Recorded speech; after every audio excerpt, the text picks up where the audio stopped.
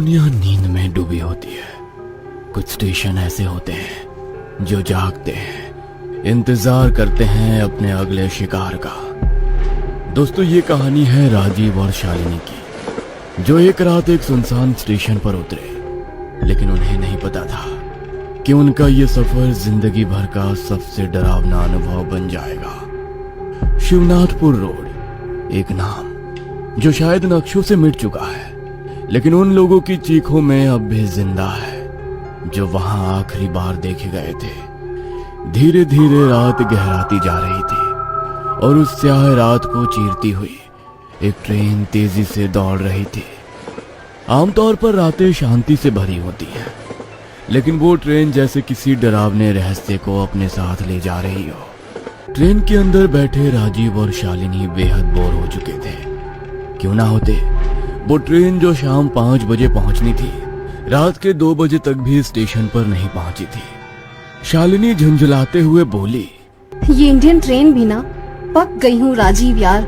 राजीव भी थक चुका था। वो बोला, मैं भी पक गया हूँ यार, लेकिन हमारे पास ऑप्शन क्या था? शालिनी ने फिर से याद दिलाया। मैंने कहा था ना फ्लाइट ले लो। राजीव ने मुस्कुराते हुए जवाब दिया, यार 19 हजार का टिकट, बजट ही बिगड़ जाता।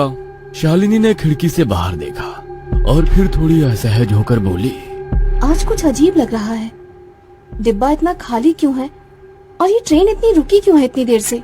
तभी प्लेटफॉर्म के स्पीकर से एक आवाज गूंजी, यात्रीगण कृपया ध्यान दें, तकनीकी खराबी के कारण ये ट्रेन आगामी सूचना तक यहीं रुकेगी। कृपया सभी यात्री प्लेटफॉर्म पर उतर जाएं। ये स्टेशन कौन सा है? शिवनाथपुर रोड, मैंने तो कभी नहीं सुना। गूगल मैप पर भी नहीं आ रहा, ना लोकेशन दिख रही है, ना इंटरनेट काम कर रहा है। ट्रेन रुक चुकी थी। बाहर का प्लेटफॉर्म एकदम सुनसान पड़ा था। स्टेशन की लाइटें झपक रही थी, जैसे किसी ने उन्हें जबरन जिंदा रखा हो। हर 2 सेकंड में एक बल्ब बुझता और फिर कांपती हुई रोशनी वापस लौटती। ना कोई कूली, ना कोई आवाज, ना ही किसी स्टेशन मास्टर की मौजूदगी। चारों ओर बस घनी धुंध पसरी थी और दूर कहीं से आ रही थी कुत्तों की मध्यम बेचैन कर देने वाली भौंक। राजीव ने बैग उठाते हुए शालिनी से कहा, घबराने की जरूरत नहीं, शायद वाकई कोई तकनीकी दिक्कत हो, चलो नीचे देखते हैं। जैसे ही वे दोनों सीढ़ियों से प्लेटफॉर्म पर उतरे, एक अजीब सी सिहरन राजीव की गर्दन के पीछे से उतरकर रीढ़ तक चली गई। ना हवा थी, ना कोई हलचल, बस जैसे किसी ने पास खड़े होकर धीरे से सांस फूंक दी हो।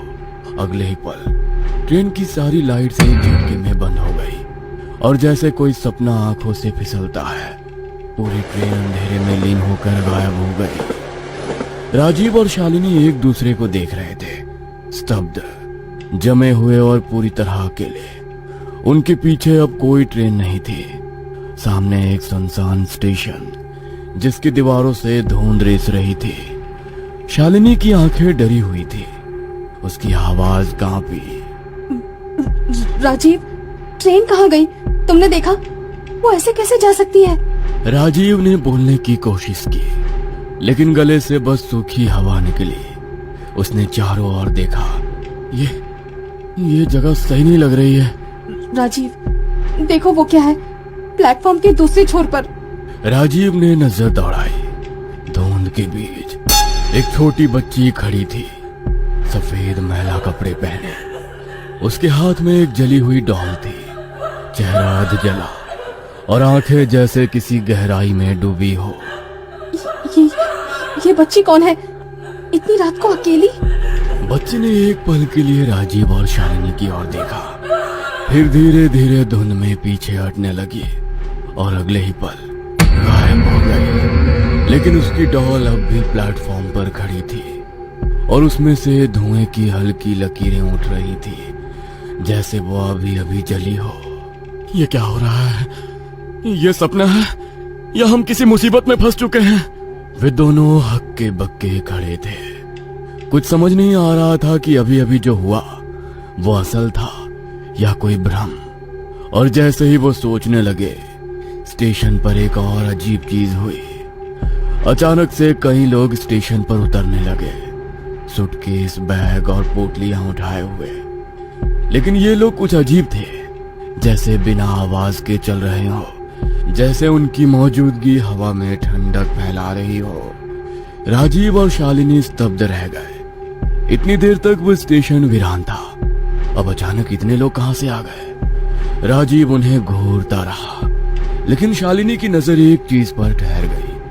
एक आदमी का हाथ उसके कंधे पर पड़ा, और जब शालिनी ने मुड़कर देखा, वो हाथ पूरी तरह से जला हुआ था, खाल उधड़ी हुई, हड्डियां दिखती हुई। शालिनी के मुंह से फिर एक जोरदार चीख निकली। शालिनी के चीख के कुछ ही सेकंड बाद एक लाल कपड़ा पहने एक कूली उनकी ओर आता है। क्या हुआ मैम साहब, आप चीख क्यों पड़ी? मैं कूली हूँ, आपका सामान स्टेशन के बाहर निकाल दूं? उसकी आवाज भारी थी, लेकिन उसमें अजीब सी शांति थी, जैसे वो हर चीज पहले से जानता हो। शालिनी ने घबराहट में जवाब दिया, हाँ हाँ हाँ हाँ, ले चलिए। कितने पैसे लेंगे? कूली मुस्कुराया। अरे मैम साहब, रात का समय है, जो सही लगे दे देना। वो उनके ट्रॉली बैग को उठाने ही वाला था कि राजीव की नजर उसके पैरों पर पड़ी। उसके पैर जमीन से कुछ इंच ऊपर थे। वो हवा में तैर रहा था, बिना जमीन को छुए। राजीव का चेहरा सफेद पड़ गया, उसका गला सूखने लगा। उसने शालिनी का हाथ कसकर पकड़ा और धीरे से कहा, शालिनी, यहाँ कुछ ठीक नहीं है, चलो यहाँ से। शालिनी ने भी जब उसके इशारे पर कूली के पैरों की ओर देखा, तो उसकी आंखें फैल गई। वे दोनों बिना कुछ कहे तेजी से स्टेशन के बाहर की ओर दौड़ पड़े। लेकिन स्टेशन के बाहर भी राहत नहीं थी। घना अंधेरा और धुंध चारों ओर फैली हुई थी। ना कोई टैक्सी, ना ऑटो, ना ही कोई इंसान। शालिनी हाफते हुए बोली, राजीव, बाहर कुछ नहीं है, हम कैसे जाएंगे? रास्ता भी नहीं पता। राजीव ने फोन निकाला। मैं गूगल मैप ऑन करता हूँ, हमें किसी भी कीमत पर यहाँ से निकलना होगा। लोकेशन डालकर वे पैदल चलने लगे, लेकिन कुछ दूर चलने के बाद उन्हें लगा कि कोई उनके पीछे चल रहा है। शालिनी ने मुड़कर देखा, कुछ नहीं था, लेकिन डर अब उनके हर कदम के साथ बढ़ रहा था। और तभी स्टेशन पर जो लोग अभी ट्रेन से उतरे थे, वे अब उनके पीछे खड़े थे। उनकी आंखें लाल थी, चेहरों की खाल जली हुई और होठों पर अजीब सी मुस्कान। वे धीरे धीरे घेरा बनाते हुए राजीव और शालिनी की ओर बढ़ने लगे। उनके मुंह से घुटी हुई दरार भरी आवाजें आ रही थी। शालिनी कांपते हुए बोली, राजीव, ये कौन है? क्या ये हमें मार देंगे? राजीव ने बस उसका हाथ कसकर पकड़ा और चिल्लाया, भाग शालिनी, भाग। दोनों जान बचाकर भागने लगे, लेकिन अचानक शालिनी का हाथ राजीव से छूट गया। राजीव पलटा और उसकी रूह कांप गई। वे जले हुए लोग शालिनी को खींच रहे थे। वो चिल्ला रही थी, राजीव, बचाओ, राजीव। राजीव वहीं रुक गया। शालिनी को वो किसी कीमत पर नहीं खो सकता था। उसने आंख बंद की, एक गहरी सांस ली और पूरी ताकत से उस भूतिया चेहरों की ओर दौड़ पड़ा। उसने एक लकड़ी का टुकड़ा उठाया और हमला किया, लेकिन हर बार जब वो हमला करता, वे लोग धुएं में बदल जाते और अगले ही पल फिर सामने आ जाते, और भी ज्यादा डरावने रूप में। राजीव की सांसें तेज हो गई थी, चेहरा पसीने में भीगा हुआ था। तभी एक बूढ़ा आदमी सामने प्रकट हुआ। सफेद दाढ़ी, गहरी आंखें और चेहरे पर रहस्यमयी मुस्कान। उसने गंभीर आवाज में कहा, तुम्हें यहाँ नहीं आना चाहिए था। राजीव कुछ कह पाता, उससे पहले ही वो फिर बोला, ये स्टेशन अभिशप्त है। जो भी यहाँ आता है वो कभी वापस नहीं जाता। राजीव की आंखें नम हो गई। उसने गिड़गिड़ाते हुए कहा, प्लीज हमें जाने दो। बुजुर्ग की मुस्कान और गहरी हो गई। बहुत देर हो चुकी है बेटा, अब कोई नहीं बचता। उसने आकाश की ओर देखा और बोला, बहुत साल पहले इस स्टेशन का नाम था शिवनाथपुर जंक्शन। बुजुर्ग आदमी की आंखों में एक अजीब सी नमी और डर था। उसने गहरी सांस लेते हुए बोलना शुरू किया, बहुत साल पहले इस स्टेशन का नाम था शिवनाथपुर जंक्शन। ये एक छोटा सा लेकिन व्यस्त स्टेशन था जो आसपास के 4 गांवों को जोड़ता था। रोजाना यहाँ सैकड़ों लोग आया जाया करते थे, किसान, मजदूर, व्यापारी और बच्चे भी। 21 मार्च 1942 वो रात जैसे इतिहास से मिट गई हो। उस रात एक विशेष ट्रेन आने वाली थी, 213 डाउन काल रात्रि एक्सप्रेस। ट्रेन सही समय पर प्लेटफॉर्म नंबर 3 पर पहुंची, लेकिन जब स्टेशन मास्टर माधव राव और कुली लोग यात्रियों को नीचे उतारने लगे तो हर डिब्बे में सिर्फ जले हुए शव मिले। राजीव और शालिनी स्तब्ध थे।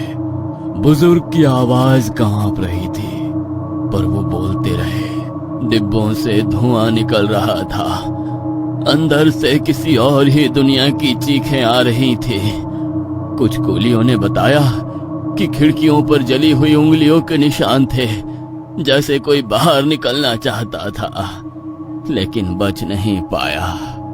माधव राव ने तुरंत अधिकारियों को खबर दी, लेकिन जब 5 टीम पहुंची, ट्रेन वहां नहीं थी, गायब हो चुकी थी। और उसके 1 हफ्ते बाद स्टेशन मास्टर माधव राव ने आत्महत्या कर ली। उसने डायरी में लिखा था, ये स्टेशन अब पवित्र नहीं रहा। अमावस्या के दिन रात 2 बजे जो ट्रेन आती है वो मौत लाती है। मैंने ही उसका दरवाजा खोला था। अब कोई नहीं बचेगा। स्टेशन को बंद कर दिया गया। कुछ सालों बाद सरकार ने स्टेशन को फिर से चालू किया। नाम बदल कर दिया गया, शिवनाथपुर रोड, ताकि पुराने किस्से दब जाएं। लेकिन वो आत्माएं अब भी यहीं हैं और वो हर उस यात्री का इंतजार करती हैं जो रात के 2 बजे यहाँ उतरता है। इतना कहते ही उसके चेहरे पर एक रहस्यमय मुस्कान फैल गई और फिर वो धीरे धीरे धुएं में धुलकर गायब हो गया। सिर्फ उसकी हंसी हवा में तैरती रह गई। राजीव ने फिर पीछे मुड़कर देखा। शालिनी की आंखों में डर और भरोसे का अजीब सा संगम था। उसने फिर से शालिनी का हाथ थामा और पूरी ताकत से भागने की कोशिश की, लेकिन अब उनके पैरों में जैसे जंजीर बंध चुकी थी। हर कदम भारी था, हर दिशा एक बंद रास्ता बन रही थी। अदृश्य शक्तियों ने जैसे उन्हें जकड़ लिया हो। थोड़ी ही देर में उनकी सारी शक्ति जवाब दे गई। राजीव और शालिनी जमीन पर गिरे पड़े। चारों ओर से वे भूतिया चेहरे और जलते शरीर करीब आते जा रहे थे। उनकी आंखों में अब बस एक सवाल था, क्या ये अंत है? धीरे धीरे अंधेरा छाने लगा। उनके होश ढीले पड़ने लगे और फिर सब कुछ शांत हो गया। उस रात के बाद किसी ने उन्हें नहीं देखा। ना स्टेशन पर कोई सीसीटीवी फुटेज मिली, ना कोई सुराग। सिर्फ लोकल लोगों के बीच एक और दहला देने वाली कहानी जुड़ गई। जो भी उस स्टेशन पर रात के समय उतरता है वो लौट कर नहीं आता। आज भी जब रात के 2 बजे उस स्टेशन पर ट्रेन रुकती है, लोग खिड़की से बाहर झांकते तो हैं, लेकिन उतरने की हिम्मत नहीं करते।